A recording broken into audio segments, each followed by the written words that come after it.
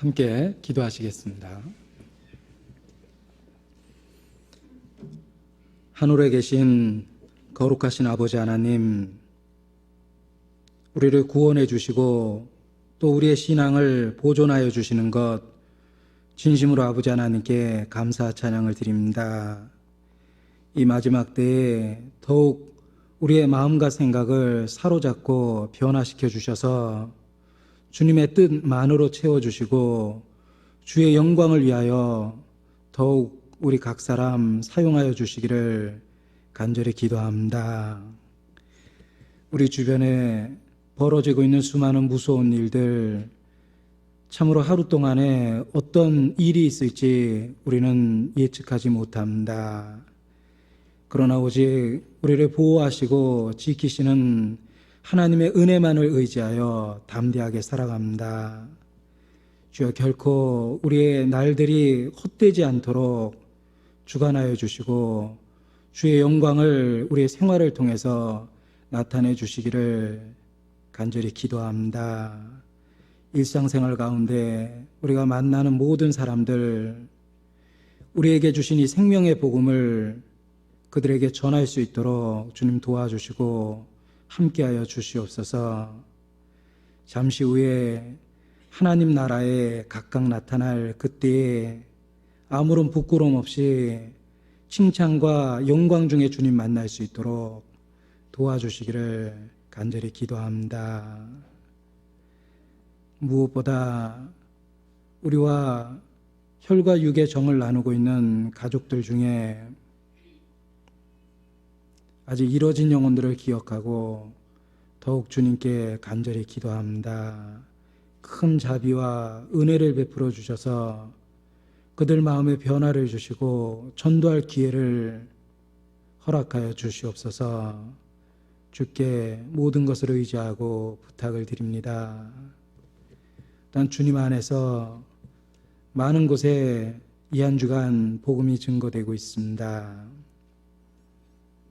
교회당 내에 교회학교 초등부와 중고등부 전도 집회에 주님 함께 하시고 또 멀리 익산 지역에 복음을 증거하시는 이호한 목사님, 광양의 홍정현 목사님, 또 해외 전도를 위하여 싱가포르와 필리핀 지역의 복음을 증거하는 오도상 전도사님, 문경호 전도사님 기억해 주시고 주의 능력으로 함께하여 주시기를 이 시간 같은 마음으로 더욱 간절히 기도합니다. 모든 말씀 가운데 주의 능력을 더하셔서 듣는 모든 사람의 마음과 생각을 변화시키고 하나님의 영광을 나타내 주시옵소서. 오늘 또한 저희가 주님 앞에 겸손한 마음으로 머리를 숙였습니다. 더욱 이 시간 우리를 가르쳐 주시고 약하고 패역한 세대 가운데서 빛의 자녀답게 살 수 있는 지혜와 능력을 얻는 귀한 시간 될 수 있도록 온전히 주관하여 주시기를 더욱 간절히 기도합니다. 모든 행사를 주께 의지하며 고마우신 예수님의 이름으로 기도드렸습니다. 아멘. 함께 성경 말씀 시편 27편 말씀을 같이 찾겠습니다. 성경 27편입니다. 819페이지입니다. 구약성경 819페이지 시편 27편입니다.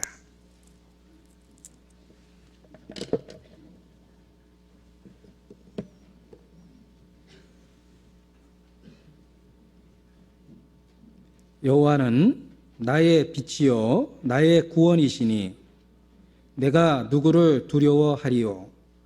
여호와는 내 생명의 능력이시니 내가 누구를 무서워하리요. 나의 대적 나의 원수된 행악자가 내 살을 먹으려고 내게로 왔다가 실족하여 넘어졌도다. 군대가 나를 대적하여 진칠지라도 내 마음이 두렵지 아니하며 전쟁이 일어나 나를 치려 할지라도 내가 오히려 안연하리로다. 내가 여호와께 청하였던 한 가지 일 곧 그것을 구하리니 곧 나로 내 생전에 여호와의 집에 거하여 여호와의 아름다움을 앙망하며 그 전에서 사모하게 하실 것이라. 여호와께서 환난 날에 나를 그 초막 속에 비밀히 지키시고 그 장막 은밀한 곳에 나를 숨기시며 바위 위에 높이 두시리로다. 이제 내 머리가 나를 두른 내 원수 위에 들리리니 내가 그 장막에서 즐거운 제사를 드리겠고 노래하여 여호와를 찬송하리로다. 여호와여, 내가 소리로 부르짖을 때에 들으시고 또한 나를 긍휼히 여기사 응답하소서. 너희는 내 얼굴을 찾으라 하실 때에 내 마음이 주께 말하되 여호와여, 내가 주의 얼굴을 찾으리이다 하였나이다. 주의 얼굴을 내게서 숨기지 마시고 주의 종을 노하여 버리지 마소서. 주는 나의 도움이 되셨나이다. 나의 구원의 하나님이시여, 나를 버리지 말고 떠나지 마옵소서. 내 부모는 나를 버렸으나 주 여호와는 나를 영접하시리이다. 11절로 끝절까지는 같이 읽겠습니다. 여호와여, 주의 길로 나를 가르치시고 내 원수를 인하여 평탄한 길로 인도하소서.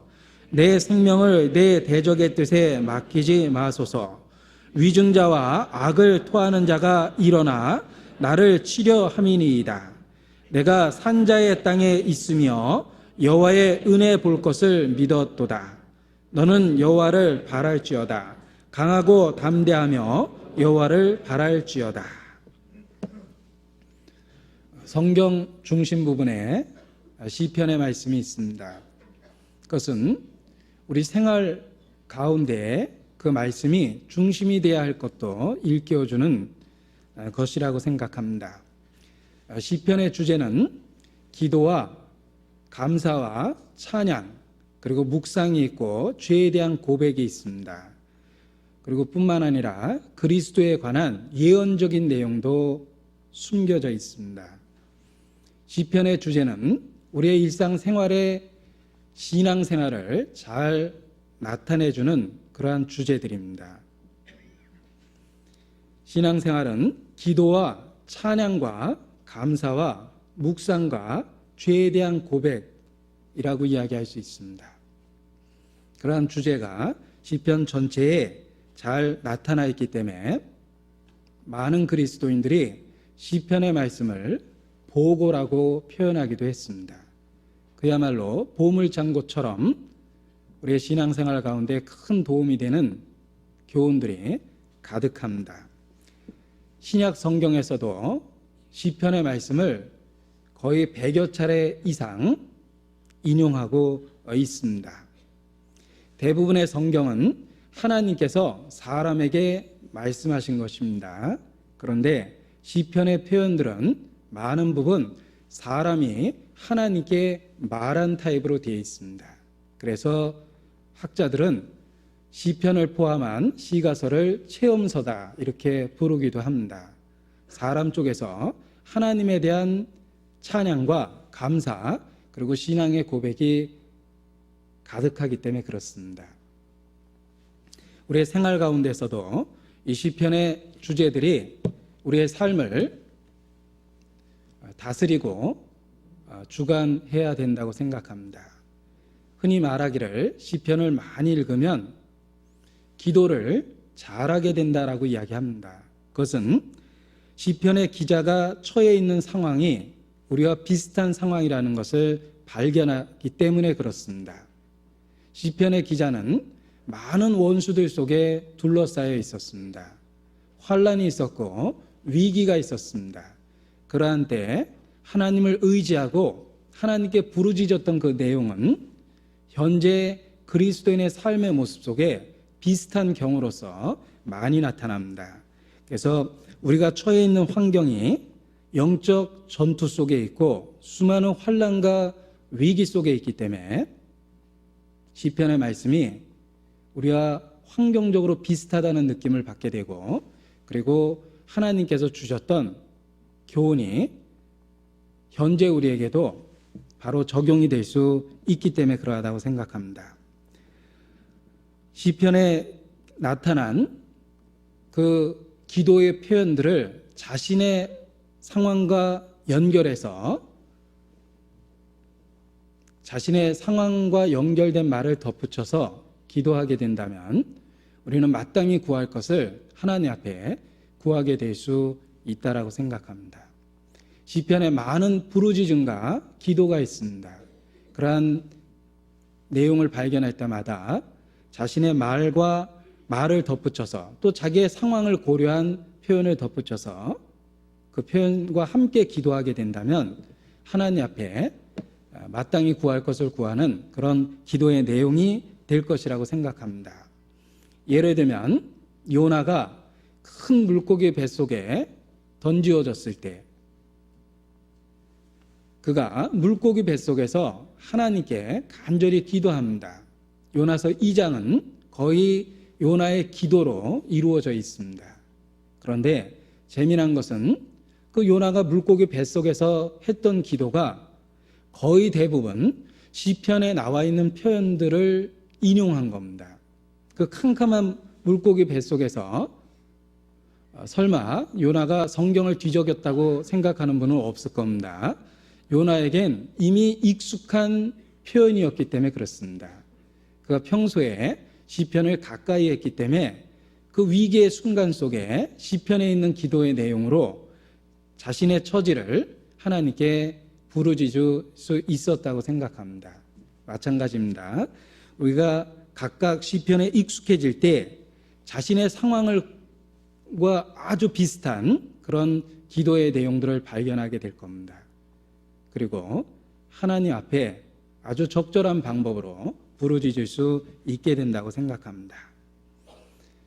그러한 이유로 수많은 그리스도인들이 시편 속에서 위로를 얻었고 시편에 있는 수많은 내용들을 곡을 붙여서 찬양하기도 했습니다.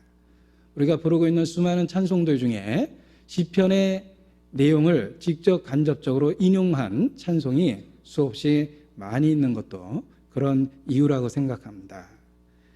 오늘 특별히 많은 사람들이 큰 위로를 받았던 그러한 또 하나의 시편을 본문으로 택했습니다. 바로 시편 27편입니다. 오늘 함께 나눌 교훈의 말씀은 제목을 잡아보기를 위기 속의 확신과 기도라는 그런 제목을 잡아보았습니다. 왜냐하면 이 시편의 기자가 이것을 기록할 당시에 위기 가운데 환난을 직면한 가운데 있었다라는 것을 알 수 있기 때문에 그렇습니다. 다윗의 시인데 그 전체적인 분위기는 큰 위기 가운데 어려움에 직면해 있는 상황이라는 것을 알 수 있습니다. 그때 다윗은 확신 가운데 편안함을 유지하면서 마음의 평강을 유지하면서 하나님께 기도하고 있습니다. 시편 27편을 읽다 보면 나의 대적, 나의 원수, 행악자, 위증자, 악을 토하는 자라는 표현이 많이 나타나고 있습니다. 그것은 지금 현재 다윗의 주변에 수많은 대적자들, 원수들이 가득하다라는 것을 알게 해주는 그런 표현입니다. 그런 위기와 환난 때에 다윗은 하나님에 대한 신앙을 일깨움으로 확신과 평안을 마음에 간직할 수 있었습니다. 환난과 위기 가운데 다윗은 고백합니다. 여호와는 나의 빛이시며 나의 구원이시며 내 생명의 능력이시니 내가 누구를 두려워하리요 내가 누구를 무서워하리요. 이렇게 담대하게 환난 가운데서도 위기 가운데서도 부르짖고 있습니다. 자, 우리가 살아가고 있는 시대가 어떠합니까? 환난과 위기의 시대입니다. 정말 하루 동안에 무슨 일이 일어날지 모르는 그런 전쟁과 같은 세대를 우리가 살아가고 있습니다. 어제 모든 사람들이 참으로 깜짝 놀랄 만한 그러한 그 큰 사건과 사고에 관한 소식이 전해졌습니다. 대구의 그 큰 참사를 지켜보면서 우리 시대에 사회가 병들었고 정말 불특정 다수를 향한 맹목적인 범죄가 많이 있다는 것을 느끼게 됩니다. 뿐만 아니라 국제적으로도 뉴스를 장식하고 있는 것은 전쟁에 대한 그 위기감입니다. 부시에 의해서 대테러전이 선포되고 전쟁에 대한 소문들이 계속 우리 주변에 맴돌고 있습니다. 성경 말씀에 난리와 난리 소문을 듣게 될 것이다. 또 나라와 나라가 민족과 민족이 서로 대적하여 일어날 것이다. 그러한 그 마지막 때의 징조의 말씀을 쉽게 떠올릴 수 있을 만큼 우리 시대가 참으로 환난과 위기의 시대라고 이야기할 수 있습니다. 지금은 어둠의 시기입니다. 그리스도의 재림을 앞두고 세상은 더욱 어두워지고 있습니다. 그러한 환난과 위기의 시대를 살아가는 그리스도인들에게 오늘 다윗의 시편은 큰 위로와 교훈을 줄 것이라고 생각을 합니다. 어두워질수록 별은 더욱 밝게 빛납니다. 낮에도 별은 있었습니다. 그러나 별은 있었지만 우리 눈에 보이지 않았습니다. 별은 밤에만 보입니다. 그 이유는 주변이 캄캄해지기 때문에 그렇습니다. 우리의 신앙은 별처럼 이 세상이 어두워지면 어두워질수록 그 진가를 발휘하게 됩니다. 우리에게 신앙이 있다는 것, 생명의 신앙이 있다는 것은 이 세상이 어두워지면 어두워질수록 별처럼 우리 마음에 밝게 빛나게 된다고 생각합니다. 여러분, 그 끔찍한 사고에 관한 이야기를 들으면서 죽음이 늘 우리 가까이 있다는 것을 더욱 실감했을 겁니다. 그러한 때 사망의 권세를 깨뜨리고 우리에게 생명의 약속을 준 주님이 우리에게 있다는 것이 얼마나 이 캄캄한 시대를 살아가는데 위로가 되는지 모르겠습니다. 너는 창졸간의 두려움이나 악인의 멸망이 임할 때에 두려워하지 말라. 대저 여호와는 너의 의지할 자이시라. 내 발을 지켜 걸리지 않게 하시리로다. 우리 주변에 창졸간에 멸망이 있고 많은 두려움에 관한 소식이 있습니다. 그러나 우리에게 보호자가 있기 때문에 우리는 이러한 때에도 담대함을 마음에 가질 수 있습니다. 그리스도인은 결코 우연히 죽지 않습니다. 그리스도인은 하나님이 허락하신 장소에서 하나님이 허락하신 시간에 하나님이 허락하신 방법으로만 죽을 수 있다. 확신할 수 있습니다. 머리털까지 세신받은 하나님의 은혜가 늘 우리와 함께하기 때문에 그렇습니다. 그러한 신앙을 일깨울 때 우리도 이 캄캄한 어둠의 세대에서 담대하게 내가 누구를 두려워하리요, 내가 누구를 무서워하리요 라고 외칠 수 있다라고 생각을 합니다. 이 다윗도 하나님에 대한 신앙을 가지고 환난에 직면했을 때, 위기에 직면했음에도 불구하고 그러한 담대함을 선포하고 있습니다. 여호와는 나의 빛이시오, 나의 구원이시오, 나의 생명의 능력이시라. 내가 누구를 두려워하고 무엇을 두려워하겠느냐. 우리도 그러한 다윗과 같은 하나님을 믿고 있기 때문에 그렇게 담대함을 가질 수 있다라고 생각을 합니다. 그러한 담대함의 확신의 근거가 무엇입니까? 그것은 하나님께 속한 은혜, 하나님의 능력, 하나님의 손길 가운데서 우리가 담대함을 가질 수가 있는 겁니다. 5절 말씀해 보면 삼중에 그런 확신에 대해서, 삼중이라는 말은 3번이나 비슷한 말이 반복되고 있다는 뜻입니다. 삼중의 그 안전에 대한 확신에 대해서 시편의 기자는 고백하고 있습니다. 5절에 보면 여호와께서 환난 날에 나를 그 초막 속에 비밀히 지키시고 그 장막 은밀한 곳에 나를 숨기시며 바위 위에, 이 바위는 산성, 항상 요새를 나타냅니다. 든든한 요새를 지칭할 때 바위라는 표현으로 많이 쓰죠. 바위 위에 높이 두시리로다. 자, 이 말씀을 보면 삼중의 안전에 대해서 반복적으로 강조하고 있습니다. 그가 우리를 지키시며 우리를 숨기시며 우리를 바위 위에 높이 두십니다. 이 환난의 때에 우리를 안전하게 지키시는 손길을 엿볼 수가 있습니다. 하나님의 사랑이 우리를 지키시고 하나님의 능력이 우리를 보호하시며 하나님의 신실함이 그것을 유지하고 있습니다. 우리도 어떤 의미에서 그러한 삼중의 보호막을 갖고 있다라고 이야기할 수 있습니다. 하나님의 놀라운 사랑이 우리를 지키십니다. 하나님의 능력이 우리를 보호하십니다. 그리고 신실하신 하나님, 변치 않는 그 하나님께서 그 여전한 사랑과 능력으로 계속해서 우리를 지키십니다. 우리도 말씀의 언약 속에서 그러한 분명한 하나님의 보호를 깨닫고 환난 중에 내가 무엇을 두려워하고 누구를 두려워하겠느냐라고 담대하게 외칠 수 있다라고 생각을 합니다. 성경에 표시하시고 오늘 본문에 표시하겠습니다. 시편 34편입니다.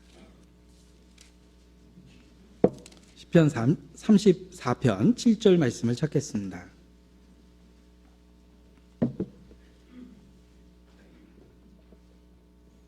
시편 34편 7절입니다. 같이 읽겠습니다. 여호와의 사자가 주를 경외하는 자를 둘러 진치고 저희를 건지시는도다. 여호와의 사자가 주를 경외하는 자를 둘러 진치고 저희를 건지시는도다. 둘러 진친다라는 말이 우리에게 큰 위안이 됩니다. 둘러라는 말은 우리를 이렇게 완전히 감싸고 있는 모습을 나타냅니다. 중요한 국가적인 인물을 보호할 때 물샐 틈 없이 동그랗게 완벽한 보호를 합니다.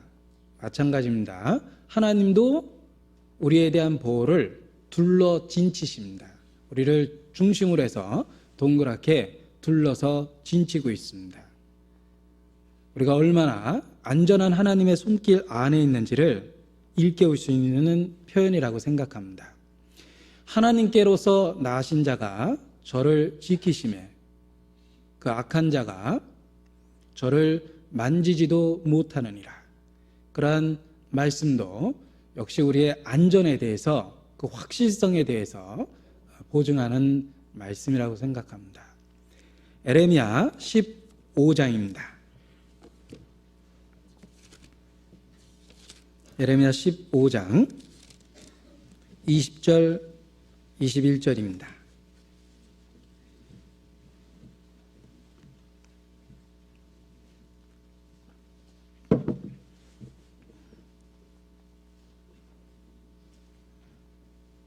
에레미야 15장 20절로 21절 같이 읽겠습니다. 내가 너로 이 백성 앞에 견고한 놋 성벽이 되게 하리니 그들이 너를 칠지라도 이기지 못할 것은 내가 너와 함께하여 너를 구하여 건짐이니라. 여호와의 말이니라. 내가 너를 악한 자의 손에서 건지며 무서운 자의 손에서 구속하리라. 이 말씀 속에서도 우리를 지키시고 보호하고 있음을 확증해 주고 있습니다. 우리는 그리스도 안에 있고 그리스도는 우리를 둘러 진치고 있습니다. 그래서 그리스도 안이라는 말이 우리가 철저하게 보호되고 있음을 그 안이라는 말이 설명해 주고 있다고 생각합니다. 그리스도는 하나님의 능력입니다. 그리스도는 하나님의 지혜입니다. 우리가 그리스도를 믿는 믿음 안에서 둘러 진침을 받고 있고 보호를 받고 있음을 생각할 때 이 환난의 날에, 이 어둠의 날에 담대함을 더욱 가질 수 있다라고 생각합니다. 우리를 사랑하시는 이로 말미암아 우리가 이 모든 일에 넉넉히 이기느니라. 어려움이 있을 수 있습니다. 위기가 있을 수 있습니다. 그러나 중요한 것은 그 어려움과 위기 가운데 하나님이 우리를 능히 감당케 하시며 건져내신다는 겁니다. 성경은 위기나 어려움 자체가 없을 거라고 이야기하지 않습니다. 위기와 어려움도 있고 환난도 있습니다. 하나님이 약속하신 것은 그것이 없을 것이다 라는 얘기를 해주는 게 아닙니다. 그것을 견딜 수 있는 힘을 주시며 거기서부터 건져주시겠다라는 약속을 해주신 겁니다. 너희가 세상에서 환난을 당하나 환난이 있다고 말씀하셨습니다. 너희가 내 이름으로 인하여 욕을 당하고 많은 핍박을 받을 것이다. 역시 경고하셨습니다. 우리에게 어려움도 있고 어둠도 있고 환난도 있습니다. 위기도 있습니다. 그러나 하나님은 능히 우리를 그 가운데서 건지시겠다고 약속하십니다. 그래서 악인이 우리를 둘러싼 그 위기의 순간에 또 환난의 순간에도 우리를 건지시는 주님의 능력을 생각하고 담대할 수 있다라고 생각합니다. 우리는 고난과 어떤 위기의 순간에 고난과 위기 자체가 없기를 바랍니다. 그러나 하나님은 그것이 있다라고 말씀하십니다. 그리고 우리에게 약속하시기를 고난을 이길 수 있는 힘을 주겠다. 환난을 이길 수 있는 힘을 주겠다고 말씀하십니다. 블레셋 족속과의 전투에 타고난 장수였던 골리앗이 있습니다.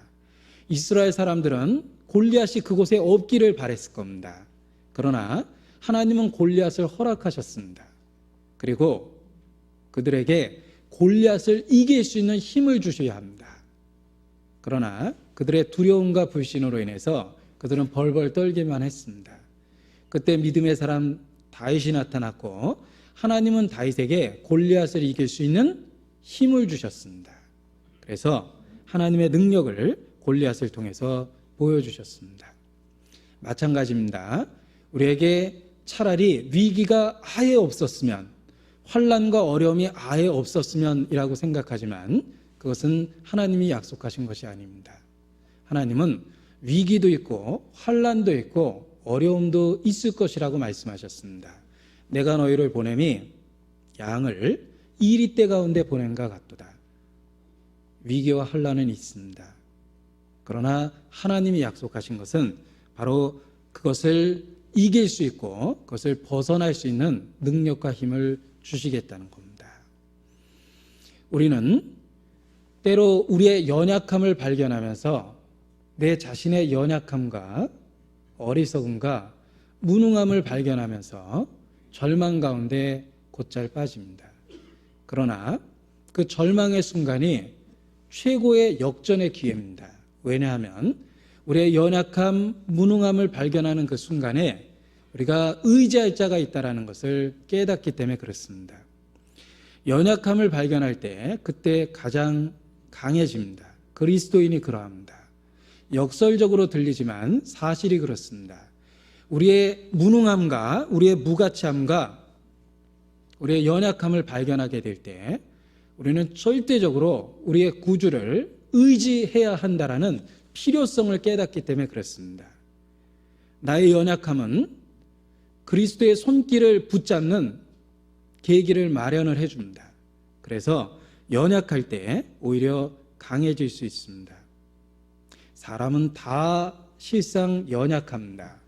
다 연약한데 단지 차이가 있다면 자기가 연약하다는 걸 알고 있는 사람이 있고 자기가 연약하다라는 걸 모르고 있는 사람의 차이가 있다고 생각합니다.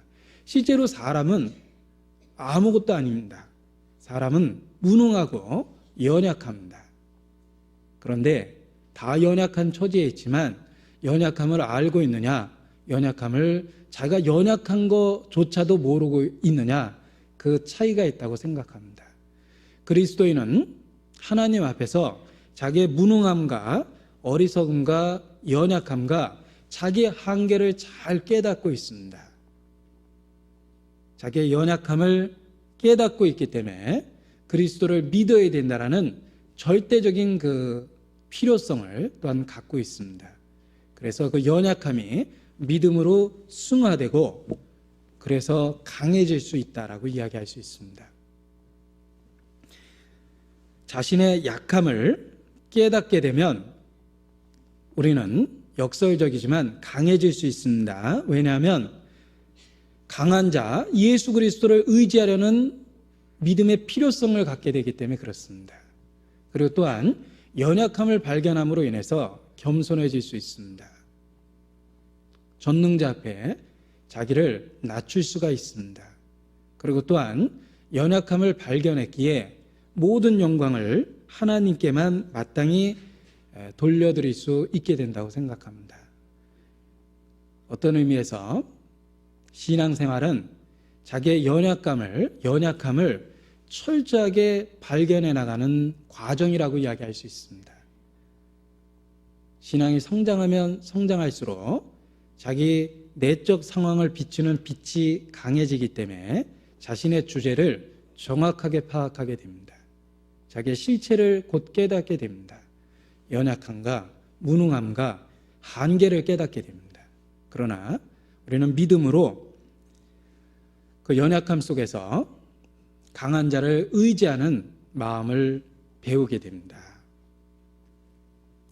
앞서간 모든 신앙의 위인들은 의지가 강하고 신념이 있고 그런 사람이 아닙니다. 그들은 자신의 연약함을 철저하게 깨달은 사람이고 그 연약함을 발견했기에 오직 죽은 자를 살리시는 하나님만 의뢰했던 사람들입니다. 그들이 강한 사람이 됐습니다. 우리는 얻기 위해서 우리 자신을 버리고 채워지기 위해서 우리 자신을 비운다라고 이야기할 수 있습니다. 그것은 자신의 실체를 하나님 앞에 깨달을수록 강해지고 주의 능력을 얻게 된다는 뜻으로 그렇게 표현해 볼 수 있습니다. 고린도후서 12장 말씀입니다. 고린도후서 12장입니다. 여기 바울의 능력의 비결이 나타나고 있습니다.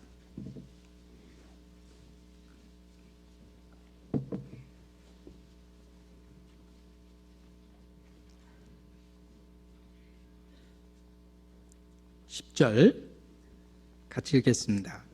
그러므로 내가 그리스도를 위하여 약한 것들과 능욕과 궁핍과 핍박과 곤란을 기뻐하노니 이는 내가 약할 그때에 곧 강함이니라. 내가 약할 그때에 곧 강함이니라. 자기의 실체를 철저하게 깨달았기 때문에 자신을 포기하고 비울 수가 있었습니다. 그리고 그 비워진 부분에 하나님의 능력이 채워지니까 강할 수가 있었던 겁니다. 이 성경은 아주 역설적이지만 분명한 진리를 우리에게 알아듣도록 설명합니다. 전능자 앞에 자기를 낮추는 것이 강해질 수 있는 비결입니다. 전능자 앞에 자기를 비우는 것이 채워질 수 있는 비결입니다. 우리는 약할 때 강하기 때문에 그렇습니다. 그래서 주의 능력으로 강해지면 우리는 계속 겸손을 유지하고 하나님께 영광을 돌리게 되며 하나님의 능력을 의지해서 살게 됩니다. 나를 능하게 하신 그리스도 예수 우리 주께 내가 감사함은, 바울은 그렇게 표현했습니다. 바울의 능력의 근원이 무엇입니까? 나를 능하게 하신 그리스도 예수다라고 이야기하십니다. 그래서 많은 분들이 자신의 연약함을 통해 그리스도는 하나님의 능력이요 그분을 의지하는 믿음의 비결을 발견합니다. 그리스도에 대한 절대적인 믿음을 갖습니다. 찬송의 가사처럼 오 주 없이 살 수 없네, 그런 고백이 가능한 절대적인 믿음을 갖게 됩니다. 시편 18편 1절 말씀은 그러한 연약함 가운데 우리가 고백할 수밖에 없는 최고의 표현이라고 생각합니다. 시편 18편 1절 말씀입니다.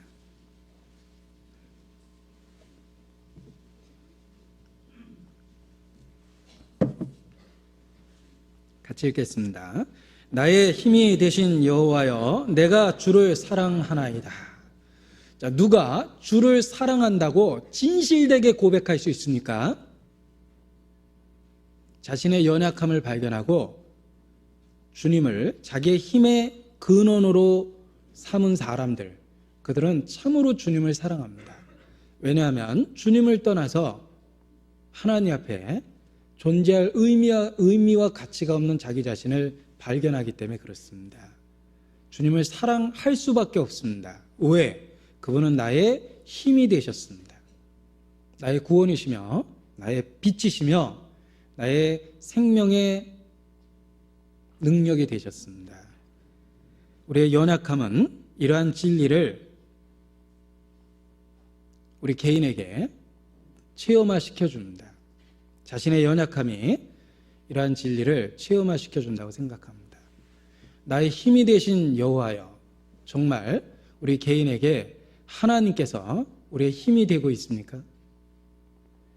자신의 그 무가치함을 생각하고 자기의 한계를 잘 생각해 보십시오.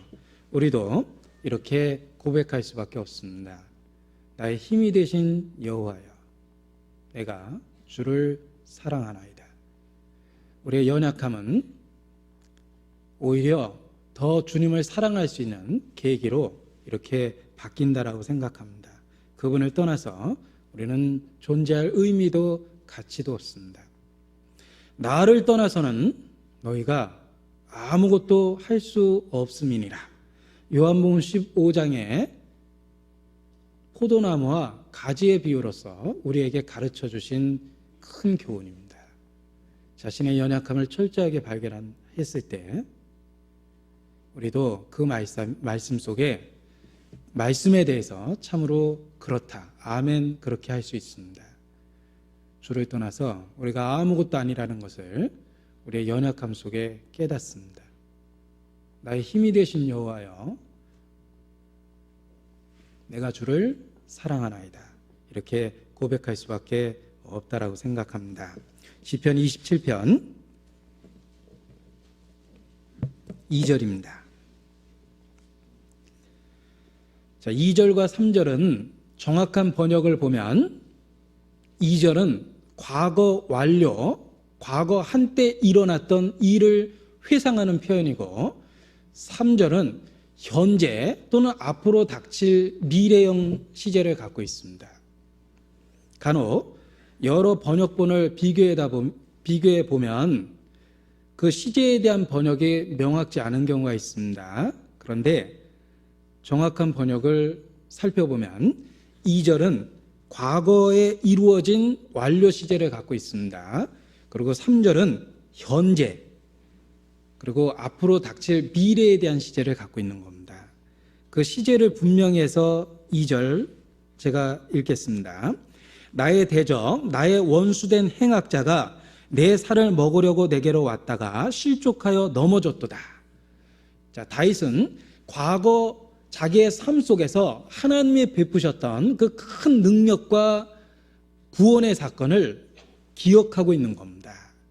그 사건을 기억하면서 3절, 군대가 나를 대적하여 진칠지라도 내 마음이 두렵지 아니하며 전쟁이 일어나 나를 치려할지라도 내가 오히려 안연하리로다.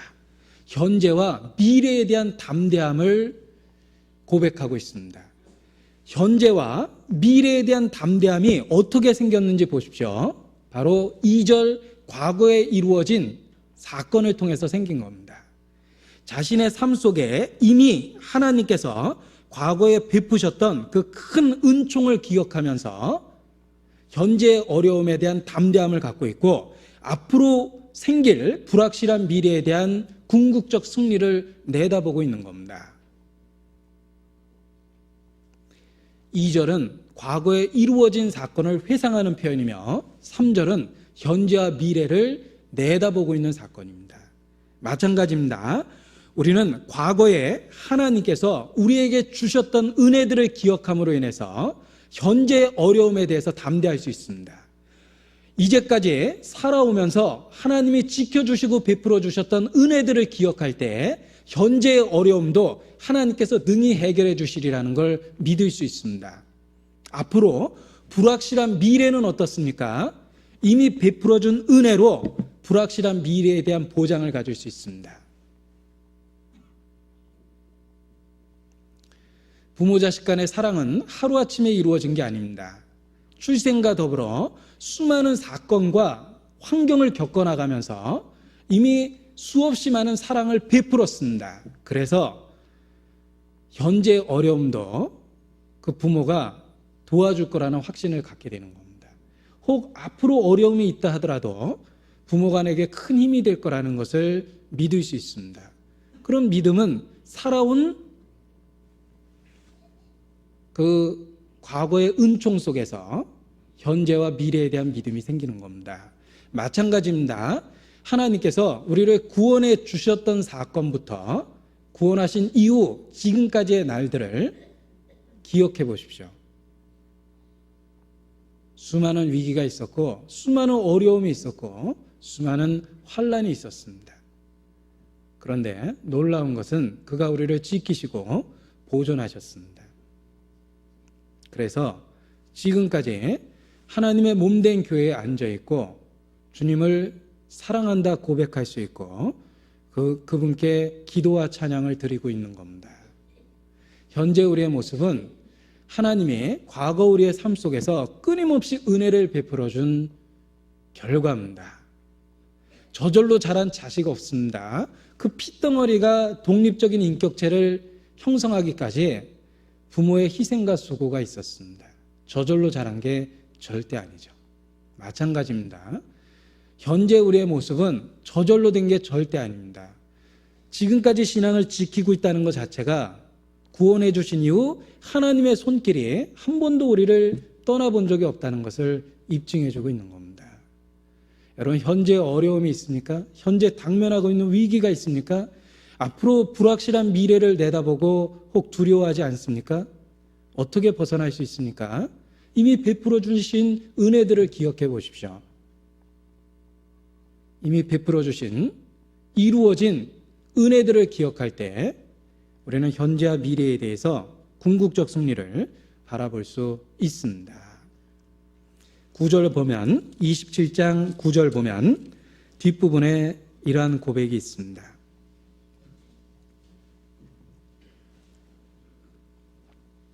9절 중간 부분에 있습니다. 주는 나의 도움이 되셨나이다. 우리도 우리의 삶을 뒤돌아보면서 이와 똑같은 고백을 할 수 있다고 생각합니다. 주는 나의 도움이 되셨나이다. 구원받고 그 이후에 수많은 환경을 경험하면서 우리는 지금 이 시간 동일하게 주는 나의 도움이 되셨나이다 라고 고백할 수 있습니다. 이미 베풀어준 수많은 은혜가 있다는 겁니다. 그 은혜는 현재 어려움에 대해서도 주님께서 능히 도와주실 거라는 확신을 만들어냅니다. 불확실한 미래에 대해서도 역시 궁극적인 승리를 약속해주고 있습니다. 이미 주신 은혜가 그러합니다. 이미 주신 은혜 중에 가장 큰 사건은 구속의 사건입니다. 그 아들을 아끼지 않고 내어주신 이가, 아들을 아끼지 않고 우리를 위해서 내어주신 그 놀라운 이미 주신 은혜가 현재 삶의 어려움에 대해서도 답이 되고 있습니다. 어찌 그 아들과 함께 너희에게 모든 것을 은혜로 주시지 않겠느냐. 그가 우리를 기가 막힌 위기에서 건지셨고 지금도 건지시고 있으며 앞으로도 건지실 겁니다. 건지셨고 현재 위기도 건지시고 있으며 앞으로도 건지실 것이라는 걸 우리는 이미 주신 은혜를 통해서 확증할 수 있습니다. 골리앗 앞에 섰던 다윗을 생각해 보십시오. 다윗이 어느 날 갑자기 그런 용기가 생긴 게 아닙니다. 이미 양치기 생활부터 하나님은 계속 은혜를 주셨습니다. 그래서 골리앗이라는 현재의 그 위기에 대해서 이미 베풀어 주신 은혜의 경험으로 담대함을 갖고 있을 수 있었던 겁니다. 다윗의 고백을 한번 찾아보겠습니다. 사무엘상 17장입니다.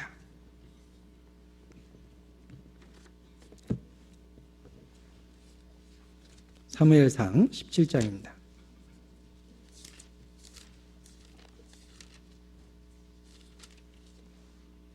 34절, 35절.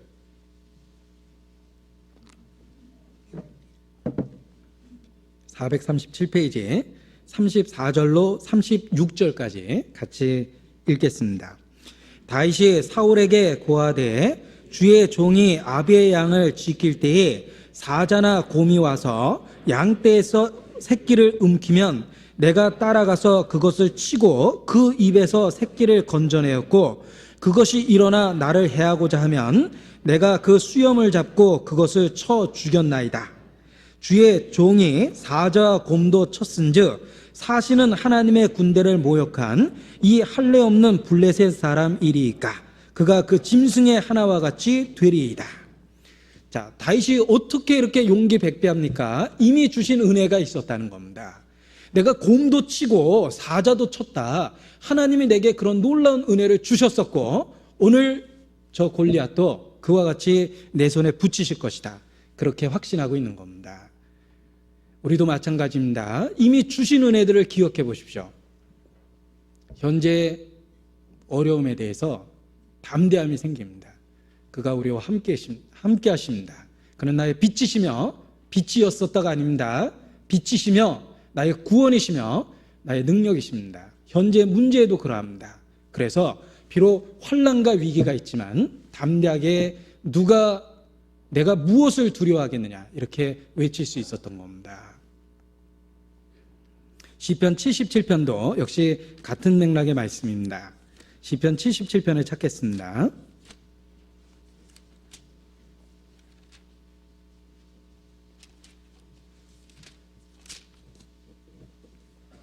2절입니다.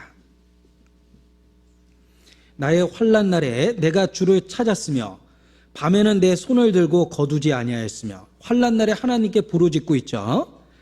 그 부르짖고 있는 동안에 하나님이 이미 주신 은혜들을 일깨워 주셨습니다. 그러니까 지금의 환난에 대해서도 담대한 마음이 생긴 겁니다.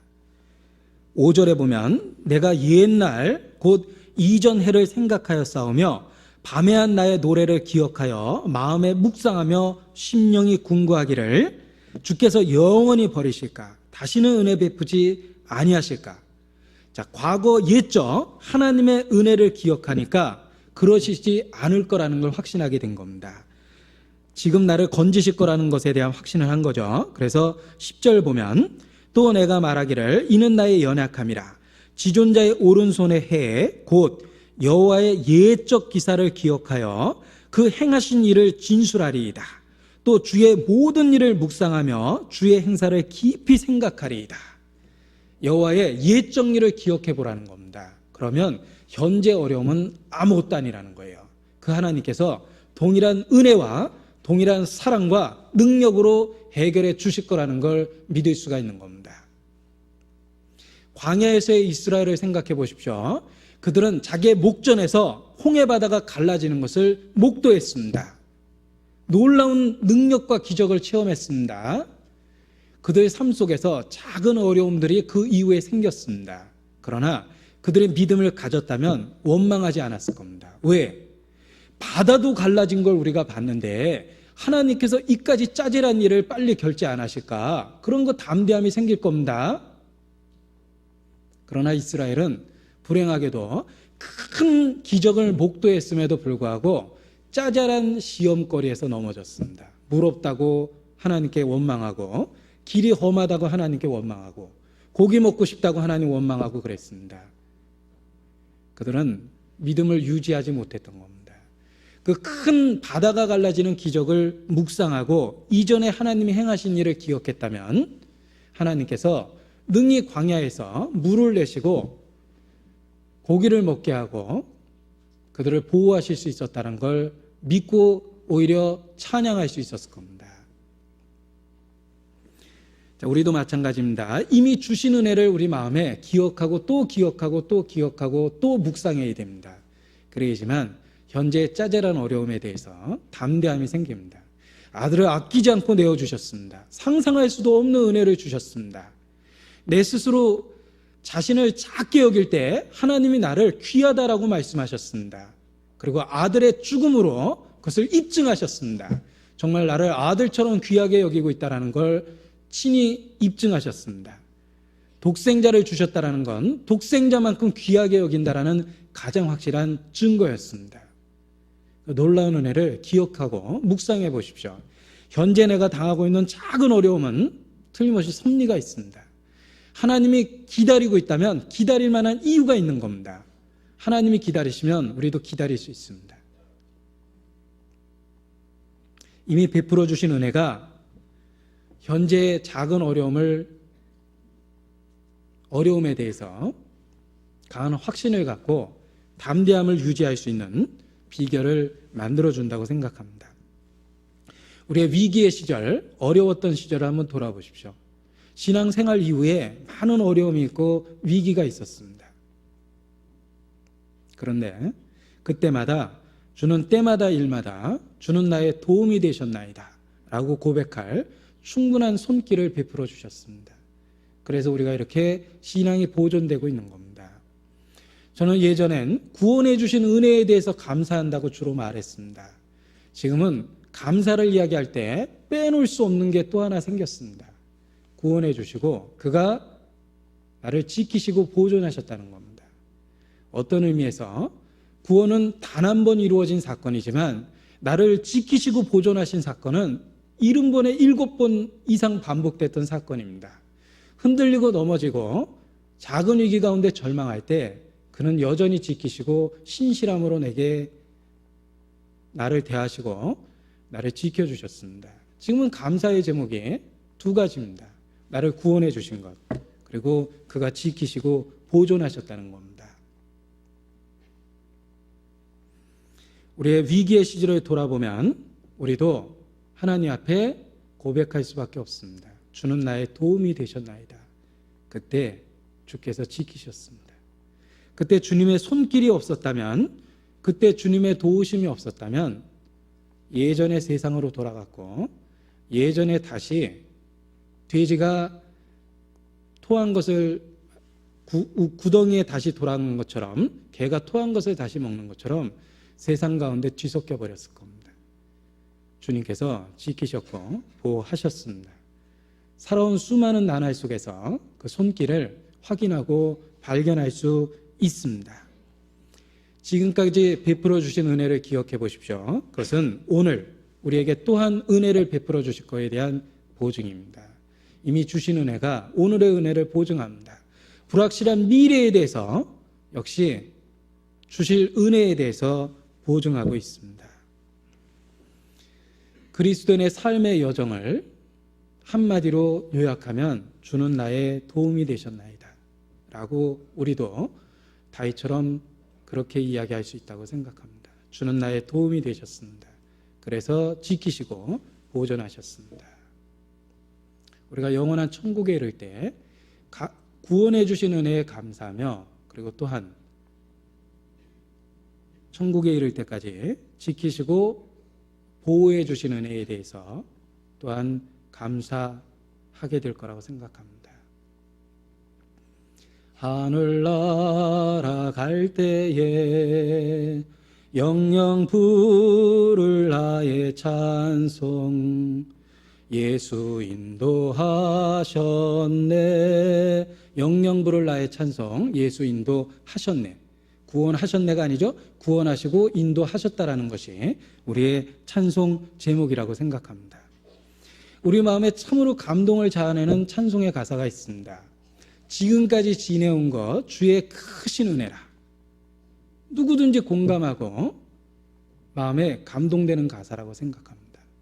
지금까지 지내온 것 이미 많은 은혜를 베풀어 주셨습니다. 우리의 지난 날을 돌아보면서 우리는 마땅히 드려야 될 감사를 잊어버리고 살았다는 걸 곧 깨닫게 됩니다.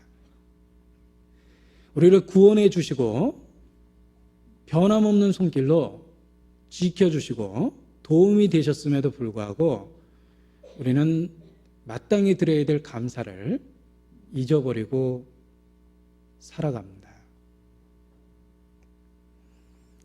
주께서 예전 우리에게 베풀어 주신 도움들을 생각할 때 우리는 이 시간 다시 한번 주님께 감사 찬양을 하게 됩니다. 자, 현재 위기 가운데서 이미 베풀어 주신 은혜를 기억하고 오히려 하나님께 감사 찬양을 드리는 것이 필요합니다. 왜냐하면 그가 틀림없이 지금의 위기에서도 건져주실 것이기 때문에 그렇습니다. 그런데 간혹 감사 찬양을 우리가 빠뜨림으로 인해서 더더욱 불신 가운데 처하게 되는 경우가 있다라고 생각합니다. 자, 누군가에게 선물을 받았을 때 선물을 주어도 고마워하지 않고 선물을 줘도 기뻐하지 않는다면 그래도 선물을 주기는 줄 겁니다. 예를 들면 우리 아이가 선물을 받고 기뻐하지 않아도 또 부모 마음엔 더 주고 싶어서 그래도 또 줍니다. 그런데 줄 때마다 기뻐하지 않고 고마워하지도 않는다라면 언제부턴가 선물을 사주려는 생각을 자꾸 잊어버릴 겁니다. 그러나 만약에 작은 선물에도 크게 기뻐하고 좋아하는 모습을 보게 된다면 부모는 선물 사주는 즐거움을 누릴 겁니다. 그 받고 즐거워하는 모습은 더 주고 싶은 마음을 만들어내기 때문에 그렇습니다. 모처럼 남편하고 외식을 했습니다. 그런데 좋아하기는커녕 뭐 이런 데 와서 밥 먹냐, 난 집에서 밥 먹는 게 난데 밥 먹을 때까지 계속 투덜거리면 아마 그날로 외식은 마지막이 될 겁니다. 별로 맛없는 거지만 정말 좋다, 나와서 먹으니까 너무 좋다, 이렇게 맛있는 음식 처음 먹어본다, 만약 그렇게 감격해하고 기뻐한다면 틀림없이 외식의 횟수가 많아질 겁니다. 선물도 그러합니다. 선물에 대해서 감사하고 참으로 고마워한다면 주고 싶은 사람의 마음속에서도 더 그런 마음이 생깁니다. 그런데 우리가 혹 하나님 앞에 이미 주신 은혜에 대해서 감사를 빠뜨리지 않았는지 자기를 돌아볼 필요가 있습니다. 그 놀라우신 은혜들에 대해서 주의 옛 정리를 기억하고 우리가 이 시간 다시 감사와 찬양의 마음을 갖는 것이 필요합니다. 자, 뿐만 아니라 하나님의 은혜는 이미 주신 은혜뿐만 아니라 앞으로도 그 은혜가 지속될 거라는 걸 우리가 알기 때문에 담대함을 가질 수 있는 겁니다. 앞으로도 틀림없이 그 은혜가 지속될 거라는 걸 우리는 분명하게 확신하고 있습니다. 요한복음 13장입니다.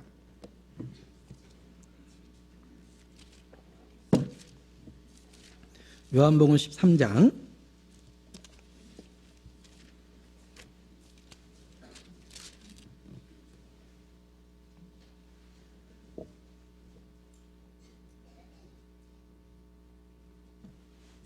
1절입니다.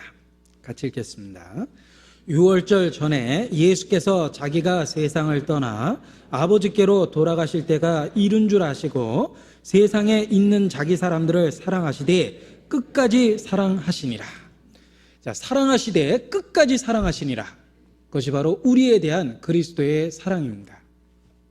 십자가라는 그 엄청난 희생은 변하지 않는 사랑을 우리에게 보증한 거라고 생각합니다. 우리를 사랑하시되 끝까지 사랑합니다. 하나님의 사랑은 일회적이 아닙니다. 지속적이고 영원한 사랑입니다. 성경에 영원하다는 형용사와 붙어있는 말들을 성구사전을 통해 찾아보면 큰 위로가 됩니다.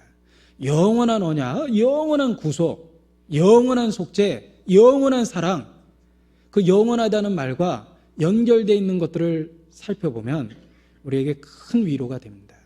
하나님의 사랑은 영원합니다. 우리를 사랑하시되 끝까지 사랑하십니다. 그의 사랑은 일회적이 아닙니다.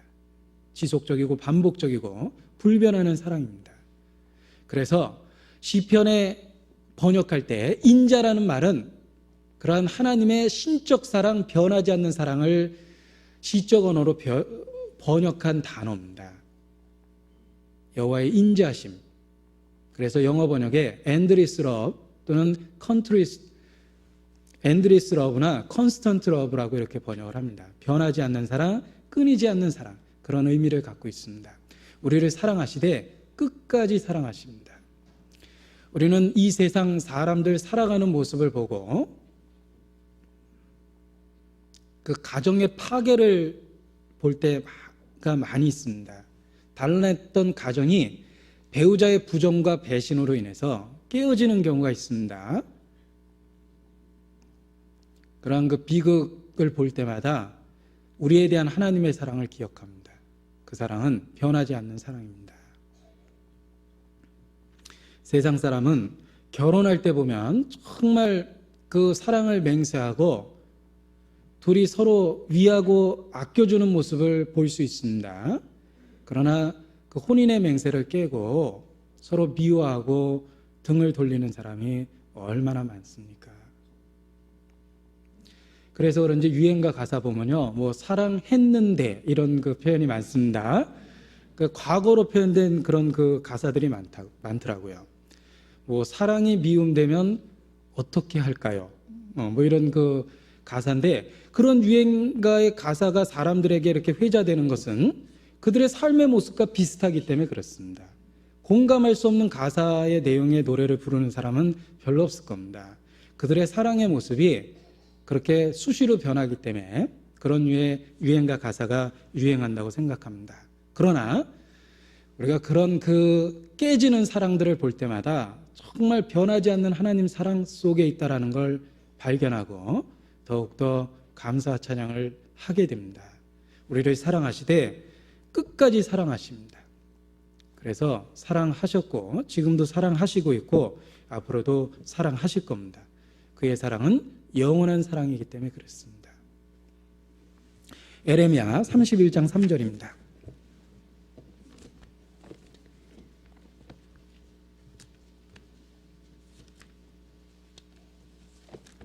에레미야 31장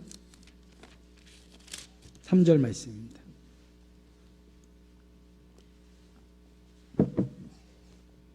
같이 읽겠습니다. 나 여호와가 옛적에 이스라엘에게 나타나 이르기를 내가 무궁한 사랑으로 너를 사랑하는 거로 인자함으로 너를 인도하였다 하였노라. 무궁한 사랑으로 우리를 인도하셨습니다. 무궁한 사랑, 변하지 않는 사랑, 끝없는 사랑, 영원한 사랑입니다.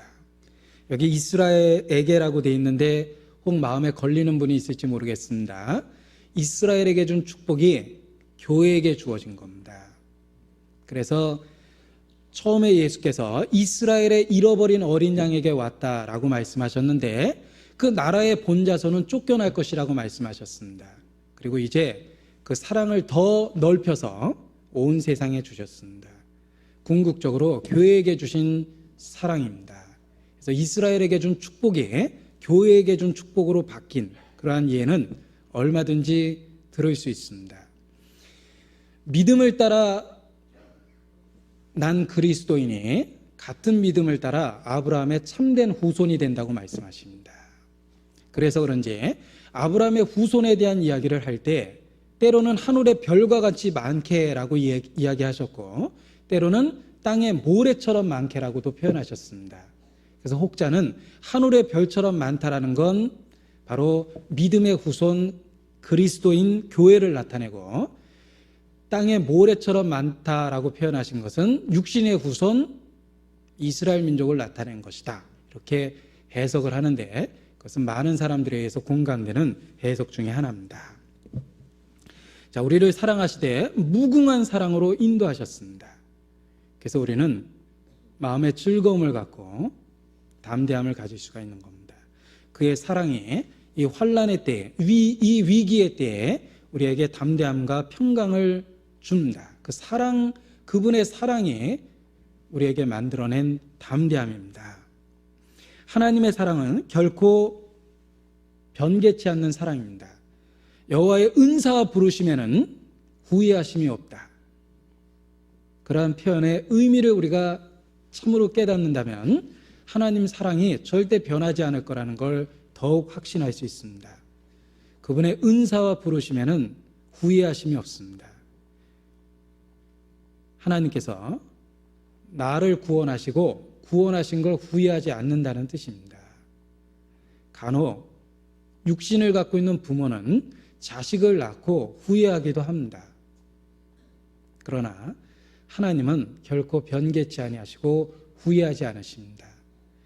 나는 처음 구원받을 때에 미처 몰랐던 내 죄의 성을 새삼스럽게 발견하고 내 자신을 더욱 혐오하고 당황할 때가 있지만 하나님은 당황하지 않습니다. 왜냐하면 하나님은 다 알고 계셨습니다. 나만 몰랐던 거죠. 내 죄를. 자, 제가 간혹 죄에 대한 이야기를 이렇게 이야기하니까 어떤 분이 도대체 저 목사가 무슨 죄를 지었길래 저렇게 죄를 그렇게 이야기하나라고 말하는 분이 간혹 있습니다. 실질적인 범죄라기보단 우리 속에 있는 잠재된 죄성입니다.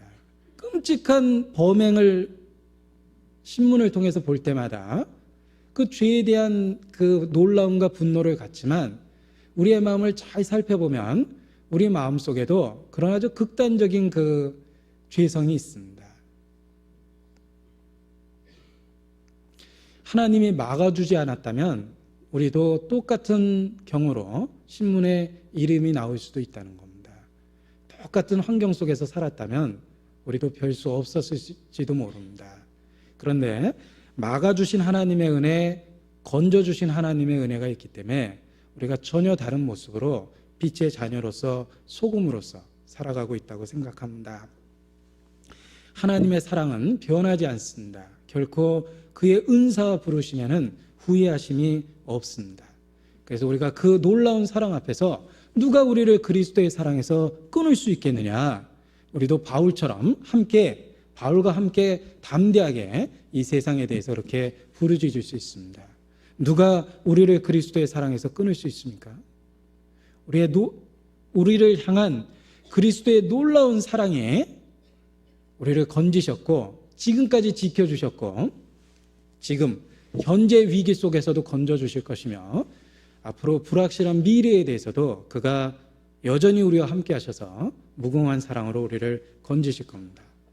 그래서 우리도 나는 두려워하지 않겠다라고 이 시간 외칠 수 있다라고 생각합니다. 시편 27편 다시 보겠습니다.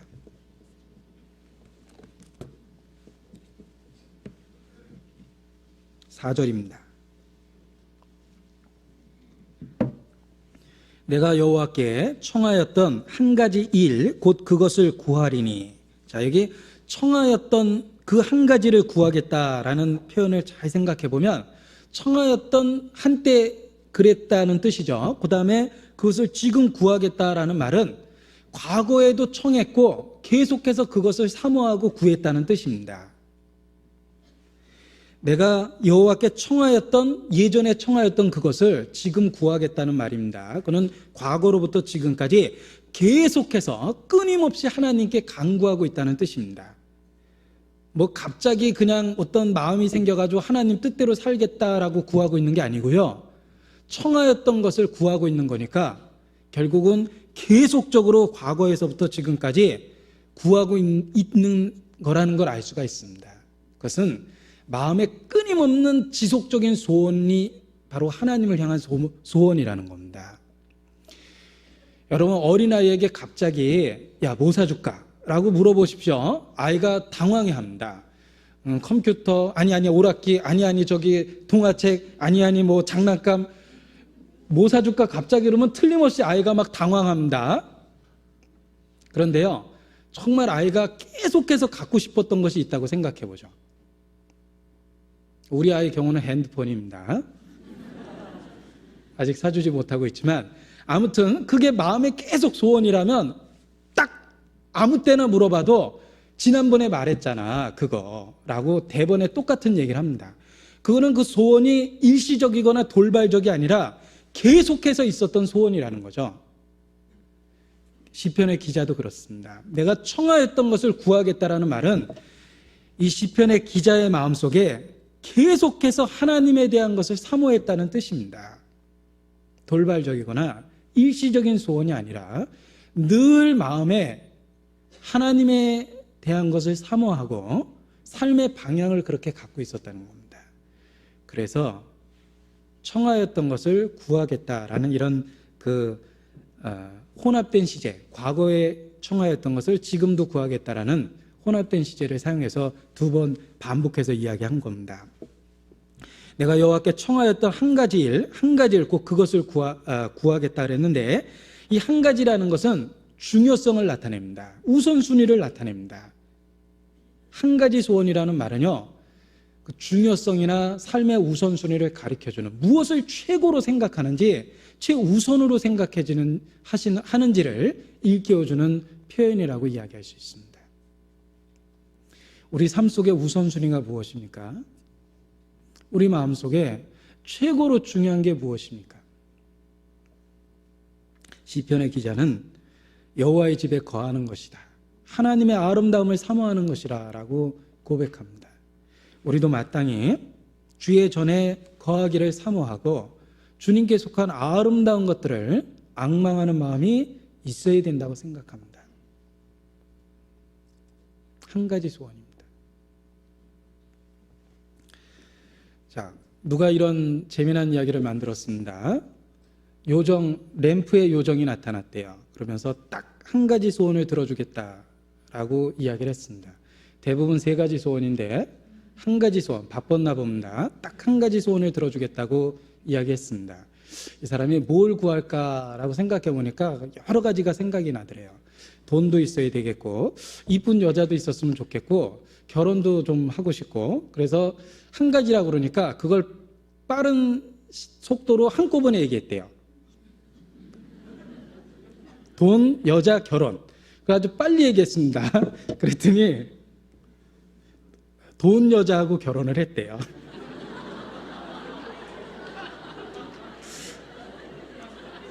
혹시 못 깨달은 분이 계시면 이따가 끝나고 여쭤보시기 바랍니다. 네. 자, 다 조시던 분 깼고 새롭게 시작을 하겠습니다. 단 한 가지의 소원입니다.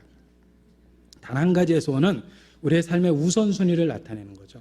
그래서 평소 우리 마음속에 지속적으로 정말 주님에게 속한 것들을 사모하고 내가 내 생전에 여호와의 집에 거하여 여호와의 아름다움을 앙망하여 그 전에서 사모하게 하실 것이라, 그것을 구한 겁니다. 하나님께 속한 것을 사모한 거죠. 하나님의 집에 거하겠다라는 말이 무슨 뜻이고, 하나님께 속한 선한 것들, 그 여호와의 아름다움을 앙망했다는 게 무엇입니까? 하나님께 있는 아름다운 속성이 있습니다. 그를 흔히 진선미성이라고 이야기할 수 있는데, 참되고 선하고 아름답고 거룩한 것들을 사모하는 겁니다. 우리 마음속에 하나님께 속한 것들을 사모하고 그것을 추구하는 마음이 필요합니다. 그것이 우리의 단 한 가지 소원입니다. 하나님의 집에 거하고 하나님 뜻 안에서 산다는 뜻입니다. 그리고 하나님께 속한 성품, 그 아름다운 것들을 사모하고 참된 것, 선한 것, 아름다운 것들, 거룩한 것들, 그것이 우리의 삶 속에 이루어지기를 간절히 사모하는 것, 그런 것들이 우리의 단 한 가지 소원이 돼야 된다고 생각합니다. 단지 넓은 집에 거하고 부귀와 명예를 구하고 권력을 사모하는 것이 아니라 하나님께 있는 아름다움을 사모하는 마음이 우리에게 필요합니다. 이 시편 기자의 그 표현 속에 주연애가 무엇을 바라려라는 그 의문형 그런 표현이 있습니다. 시편 39편입니다. 같이 보시겠습니다. 4절로 7절입니다.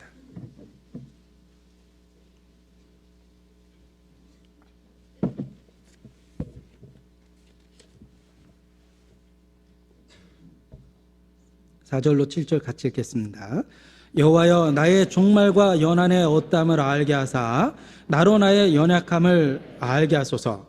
주께서 나의 날을 손넓이만큼 되게 하심에 나의 일생이 주의 앞에는 없는 것 같사오니 사람마다 그 든든히 선 때에도 진실로 허사뿐이니이다. 진실로 각 사람은 그림자같이 다니고 헛된 일에 분야하며 재물을 쌓으나 누가 취할는지 알지 못하나이다. 주여, 내가 무엇을 바라리요? 나의 소망은 주께 있나이다.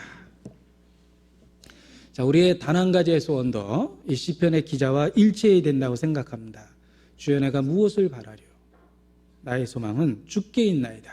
주님께 속한 아름다운 것들, 썩지 않고 더럽지 않고 쇠하지 않는 그러한 것들을 사모하는 것이 우리의 삶의 1순위가 돼야 된다고 생각합니다. 시편 27편 다시 보겠습니다.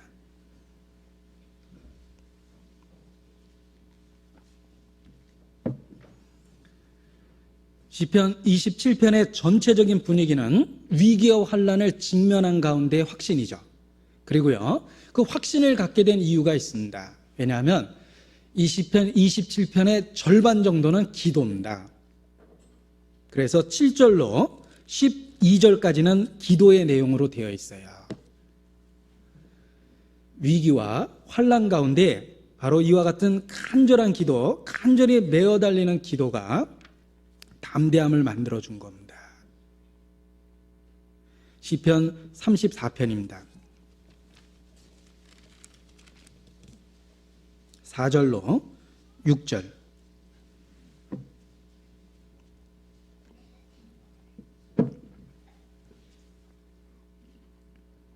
같이 읽겠습니다. 내가 여호와께 구하매 내게 응답하시고 내 모든 두려움에서 나를 건지셨도다. 저희가 주를 앙망하고 광채를 입었으니 그 얼굴이 영영이 부끄럽지 아니하리로다. 이 공고한 자가 부르짖음에 여호와께서 들으시고 그 모든 환난에서 구원하셨도다. 자, 우리가 했던 일은, 이 시편의 기자가 하는 일은, 환난 가운데 했던 일은 하나님께 구하고 부르짖은 거 외에 없습니다. 나머지는 다 하나님이 하셨어요. 하나님께서 건지셨습니다. 마찬가지로 우리의 환난 가운데 우리가 해야 될 첫 번째 일은 바로 부르짖는 겁니다. 간절히 메어 달리는 겁니다. 그때 하나님께서 우리를 건지십니다. 내가 간구하는 날에 주께서 응답하시고 내 영혼을 장려하여 강하게 하셨나이다. 우리도 시편 138편 3절에 있는 말씀처럼 우리의 부르짖은 날에 주님의 도움을 입어 강해질 수 있습니다. 더욱 담대함을 가질 수 있습니다. 히스기야가 아수르의 대군이 쳐들어왔을 때 벌벌벌 떨었습니까? 아닙니다. 위협하는 그 사신의 편지를 가지고 여호와의 전에 나가 하나님 앞에 펴놓고 하나님께 부르짖었습니다. 그 다음날 나가보니까 천사 하나가 18만 5천 명 아수르 군대를 전멸시켰습니다. 히스기야는 위기 가운데 단 하나 가장 중요한 일을 먼저 취했습니다. 하나님께 부르짖은 겁니다. 그래서 그 위기를 해결할 수 있었습니다. 이스라엘 역사 속에 아사왕이 있습니다. 아사왕이 구스 100만 대군이 쳐들어왔던 그 위기 앞에서 하나님 앞에 부르짖습니다. 100만 대군 앞에서 아사왕이 할 수 있었던 일은 하나님께 부르짖는 거였습니다. 믿음 없는 사람이 보면 비난했겠죠. 기도만 하냐? 아닙니다. 아사왕은 최고의 선택을 했습니다. 바로 기도를 했습니다. 부르짖었습니다. 그래서 여호와께서 건지셨습니다. 역대하 14장을 보시겠습니다. 역대하 14장입니다. 9절입니다.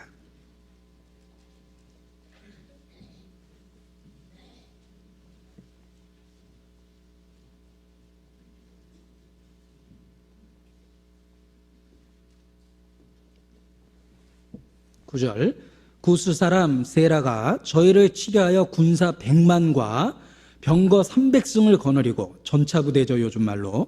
마레사의 이름에 아사가 마주 나아가서 마레사의 스바다 골짜기에 진치고 그 하나님 여호와께 부르짖어 가로되 여호와여 강한 자와 약한 자 사이에는 주밖에 도와줄 이가 없사오니 우리 하나님 여호와여 우리를 도우소서.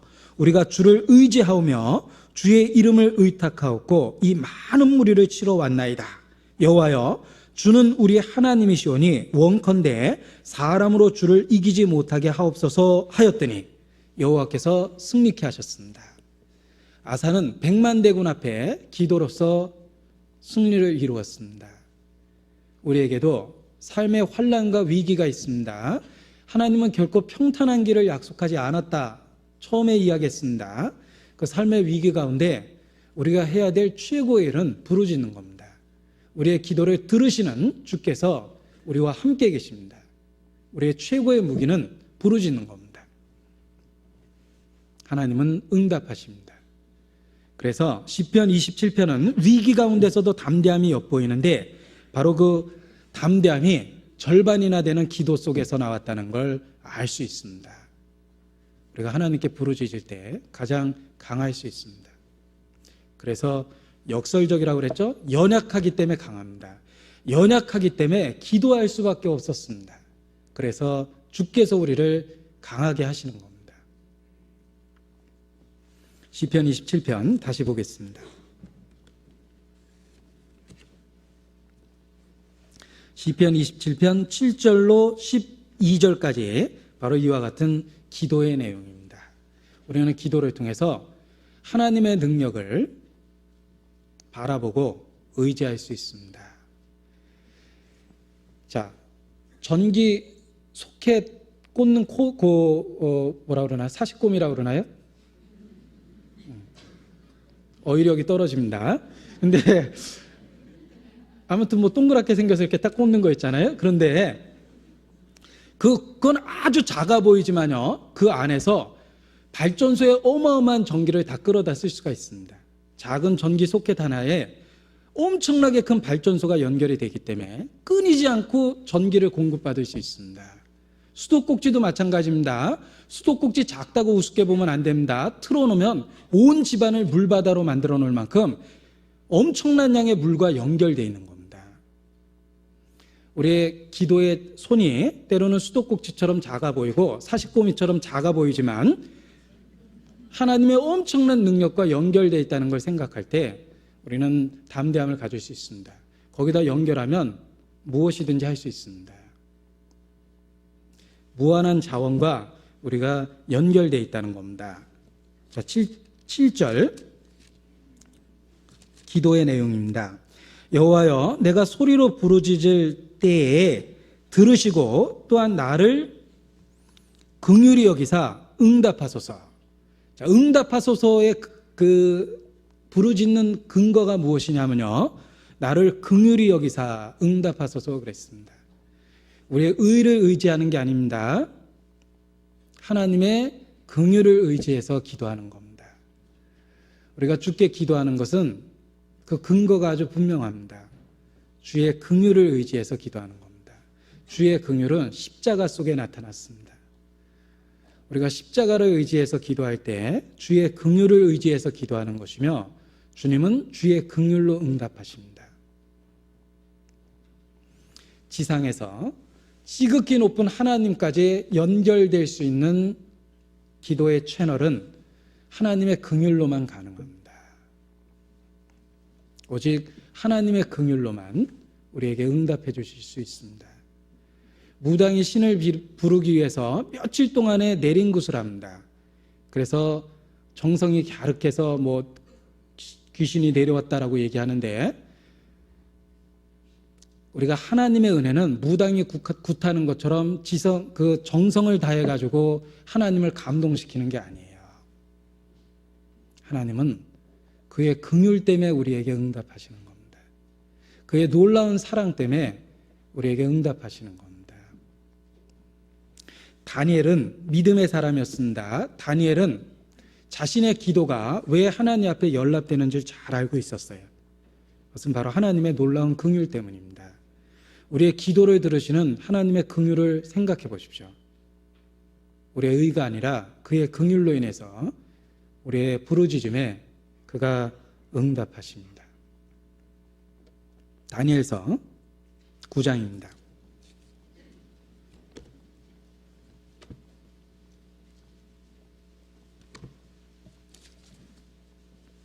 다니엘서 9장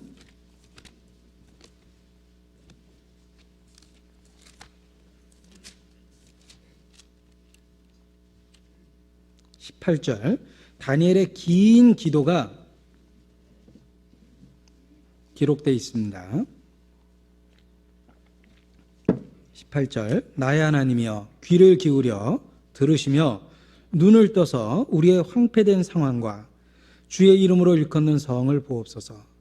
우리가 주의 앞에 간구하는 것은 우리의 의를 의지하여 하는 것이 아니요 주의 큰 긍휼을 의지하여 함이오니 주여 들으소서.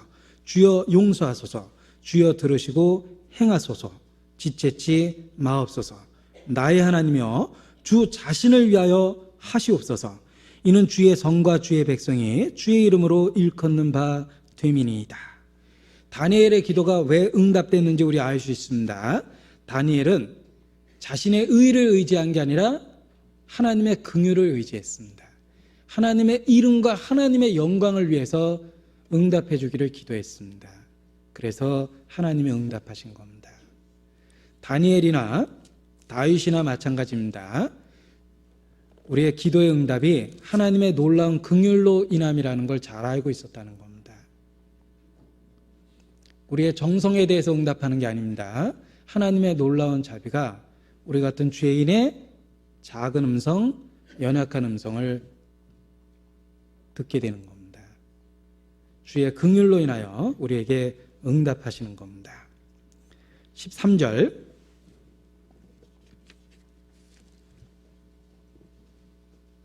자, 11절입니다.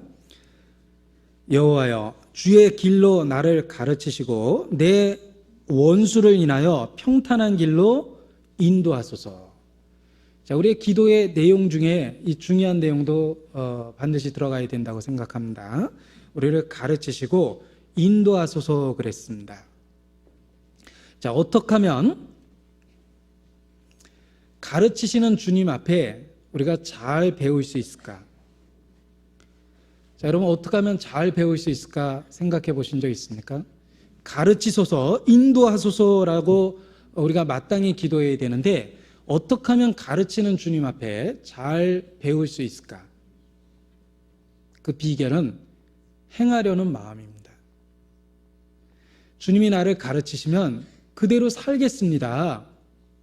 나를 그렇게 살 수 있도록 인도하여 주세요 라는 그런 마음이 가르침을 풍성하게 만드는 겁니다.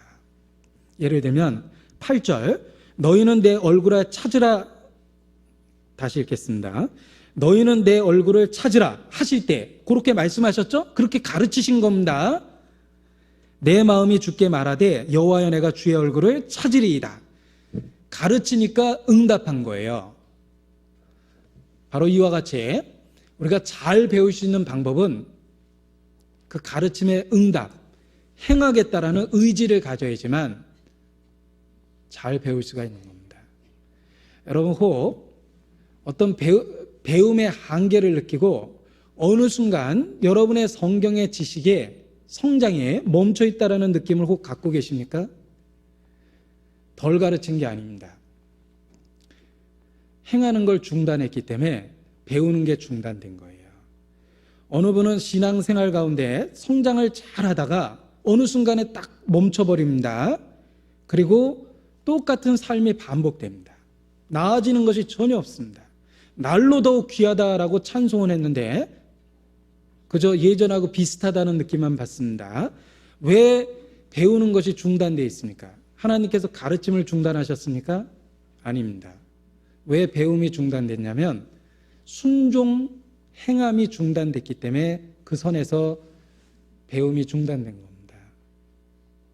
우리가 잘 하나님 앞에 배우기 위해서 말씀에 대한 순종과 행함이 필요합니다. 너희가 하나님 뜻대로 행하고자 하면 이 말이 사람에게서 났는지 하나님에게서 났는지 알 수 있으리라. 행하고자 하는 자가 알 수 있습니다. 행하고자 하는 자가 더 배우게 됩니다. 순종과 행함은 성경을 배우는 최고의 비결입니다. 순종이 중단되고 행함이 중단됐기 때문에 배우는 게 없는 겁니다. 성장이 멈춰버린 겁니다. 시편 119편입니다.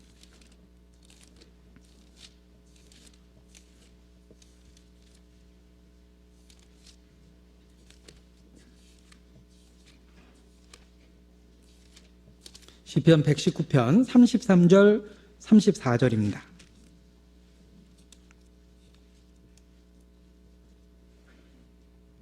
33절 34절 같이 읽겠습니다. 여호와여 주의 율례의 도를 내게 가르치소서. 내가 끝까지 지키리이다. 나로 깨닫게 하소서. 내가 주의 법을 준행하며 전심으로 지키리이다. 가르치소서 나로 깨닫게 하소서. 이렇게 부르짖고 있을 뿐만 아니라 그 뒤에 하나님을 향한 분명한 결심이 있습니다. 내가 끝까지 지키겠습니다. 내가 주의 법을 준행하며 전심으로 지키겠습니다. 라는 순종에 대한 결심이 있습니다. 바로 그 순종에 대한 결심 때문에 더 배울 수 있고 더 가르침을 받을 수 있는 겁니다. 우리의 평소의 기도의 제목에 주여 나를 가르치소서, 나를 가리키소서, 나를 인도하소서라는 동일한 제목이 필요합니다. 그러나 그 기도로 끝이 나면 성장이 없습니다. 그 기도와 더불어 내가 주의 말씀을 준행하겠습니다. 준행할 수 있도록 인도하여 주소서라는 그런 말씀을 순종하겠다라는 그런 결심과 순종에 필요한 힘을 구하는 기도가 더불어 필요합니다. 13절입니다. 내가 산자의 땅에 있으며 여호와의 은혜 볼 것을 믿었도다. 산자의 땅에 있으며 지금 이렇게 살아서 존재하는데 그 살아서 존재하는 그 상황이 하나님의 놀라운 은혜의 연속으로 이루어진 겁니다. 숱한 죽음의 위기를 통과해서 이렇게 산자의 땅에 있다는 것은 하나님의 수많은 은혜가 쏟아 부어졌기 때문에 가능한 겁니다. 그래서 이미 주신 은혜를 바탕으로 여호와의 은혜 볼 것을 믿었도다. 이렇게 고백할 수 있게 됩니다. 14절을 같이 읽겠습니다. 너는 여호와를 바랄지어다. 강하고 담대하며 여호와를 바랄지어다. 자, 여호와를 바란다라는 말을 쉬운 영어 번역에 보면 기다린다라는 말로도 많이 번역을 합니다. 여호와를 바라는 자는 참으로 인내로서 기다릴 수 있습니다. 우리의 주께서 허락하신 우리의 소망이 참으로 참된 것이라는 걸 알기 때문에 우리는 인내로서 기다릴 수 있습니다. 그 인내로 기다리는 것을 여호와를 바라는 것이다라고 이렇게 표현해 볼 수 있습니다. 그래서 주께서 인내하는 자를 복되다 하셨고 농부가 열매를 바라고 인내하는 것처럼 우리도 또한 오래 참음과 고난에 대해서 분명한 각오를 해야 될 것을 성경은 일깨워주고 있습니다. 여호와를 바랄지어다라는 말을 실질적인 우리의 순종이라는 면과 연결해서 다시 생각해 보면 인내하고 기다린다는 뜻입니다. 우리가 영적인 결실을 거두는 것은 즉석복권처럼 바로 되는 게 아닙니다. 그것은 열매를 기다리는 것처럼 긴 계절의 변화라는 과정이 필요합니다. 우리가 열매를 바라고 기다리는 농부처럼 또한 인내로서 신앙의 경주를 하고 하나님의 은혜 볼 것을 기다려야 되겠다라고 생각합니다. 이 시편의 기자는 바로 그러한 권면으로 시를 마무리하고 있습니다. 너는 여호와를 바랄지어다. 강하고 담대하며 여호와를 바랄지어다. 이렇게 우리 마음을 일깨워주고 있습니다. 기도하시겠습니다. 살아계신 거룩하신 아버지 하나님, 우리를 구원해 주시고 지금까지 지켜주신 것 진심으로 감사를 드립니다. 또한 현재 위험과 어려운 가운데서도 지켜주실 걸 믿고 또한 감사를 드립니다. 더욱 주님 안에서 올바로 살 수 있도록 도와주시고 마땅히 구할 것을 구하고 부르짖을 수 있도록 항상 우리를 일깨워 주시옵소서. 또한 우리 마음속에 첫 번째 소원, 주님의 집을 사모하고 주님 안에서 살아가고자 하는 소원을 더욱 허락하여 주시고 순종 가운데 그 뜻을 이룰 수 있도록 함께하여 주시기를 기도합니다. 우리의 연약함을 고백합니다. 우리의 한계를 고백하고 우리의 어리석음을 고백합니다. 오직 능력 되신 주님을 바라보고 더욱 우리의 삶의 변화를 일으켜 주시기를 간절히 사모하고 기다립니다. 주여, 결코 우리의 간증을 더럽히지 않도록 지켜주시고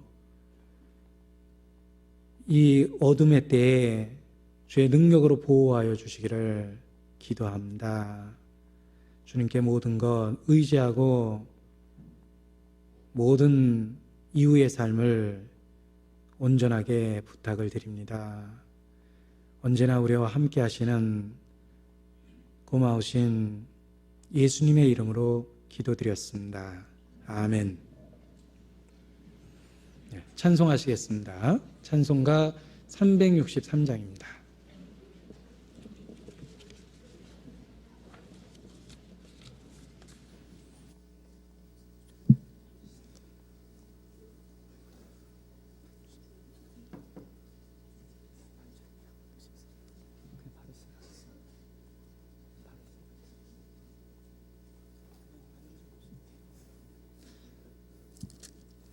(363장입니다) 내 모든 시험 무거운 짐을 주 예수 앞에 아뢰이면 근심에 쌓인 날 돌아보사 내 근심 모두 맡으시네. 무거운 짐을 나 홀로 지고 견디다 못해 쓰러질 때 불쌍히 여겨 구원해 주리. 은혜의 주님 오직 예수. 내 모든 괴로움 닥치는 환난 주 예수와 주께서 친히 날 구해 주사 넓으신 사랑 베푸시래. 무거운 짐을 나 홀로 지고 견디다 못해 쓰러질 때 불쌍히 여겨 구원해 주리. 은혜의 주님 오직 예수.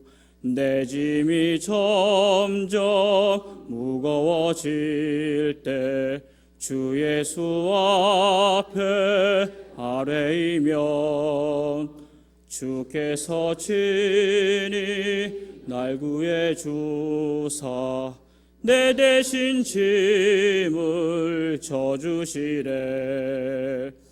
무거운 짐을 나 홀로 지고 견디다 못해 쓰러질 때 불쌍히 여겨 구원해 주리. 은혜의 주님 오직 예수. 마음에 씌어 무서운 죄를 주 예수 앞에 아뢰이면 예수는 나의 능력이 되사 세상을 이길 힘주시래. 무거운 짐을 나 홀로 지고 견디다 못해 쓰러질 때 불쌍히 여겨 구원해 주리. 은혜의 주님 오직 예수. 광고 말씀 없습니다. 안녕히 돌아가시기 바랍니다. 마치겠습니다.